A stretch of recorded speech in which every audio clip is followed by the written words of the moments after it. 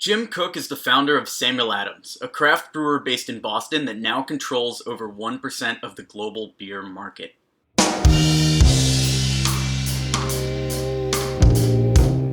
Started in 1984, the company employs over 1,300 people and sells almost $1 billion a year. In this video, I want to break down how their company started and go over 4 takeaways you can use in your sales and marketing efforts. I'm Alex Berman from Inspire Beats. Here's how Jim describes the early days, as written in his book, Quench Your Thirst. My co-founder Rhonda asked the important question, who's going to buy this? I proposed to her what I'd written in my initial business plan. We only had loose cases. We didn't have money to produce 6-packs, so we could only target bars and restaurants, not liquor stores. This ruled out 75% of the market, not exactly a brilliant strategic move. Jim Koch takeaway number 1, target one channel. Jim started with only bars and restaurants. This allowed their team to focus on building a specific strategy to conquer that market.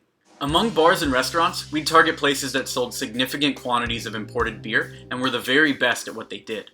It wasn't a question of high-end versus low-end establishments. We wanted to be in a premium place like the Ritz-Carlton, but also the best neighborhood pubs in Boston, and the best dive bars. Essentially, all the places that offered Bostonians the most authentic, high-quality drinking experience. Jim Koch takeaway number 2, know what's important. So he wasn't targeting by type of bar, he targeted by location. In Boston, only bars in Boston, and number of units sold. Also, by only going after restaurants with authentic drinking experiences, Jim subconsciously established Samuel Adams as the Boston beer. So what specific bars will we call on? I flipped through my notes. Well, we have to be deliberate about it. We'll only be leasing one truck, so we should make a list of 100 places to hit first, clustering them in a few places to make routing the truck easier. Jim Koch takeaway number 3, start local. Jim was dealing with a physical product, and by focusing only on targets close to the company, he saved a bunch of money. This is in stark contrast to many startups today that target customers anywhere in the world. We had a clear, limited, but ambitious goal. Get our beer into these 100 places. Did we have to do this? Why did it matter that we got to every one of them? Why not 90% or 95%? Why 100%? There was something about making a commitment and following it through to the very end. I knew it would just feel right. Jim Koch takeaway number 4, don't give up. Jim could have stopped once they had enough revenue, but one of the main reasons Samuel Adams is still around is that they didn't stop selling. They didn't stop hustling and going out and finding new customers. They kept pushing all the way until they got there.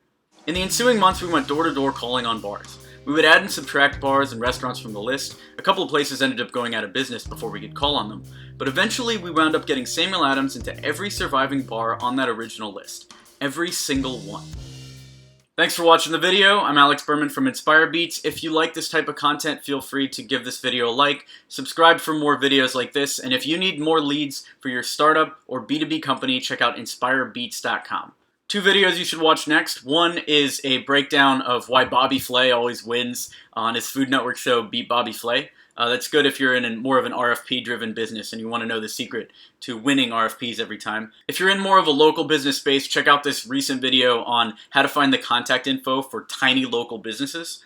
If you're doing a similar strategy to Samuel Adams and you want to find the names and email addresses of bar or restaurant owners in your local area, the tricks here should really help you. Thanks.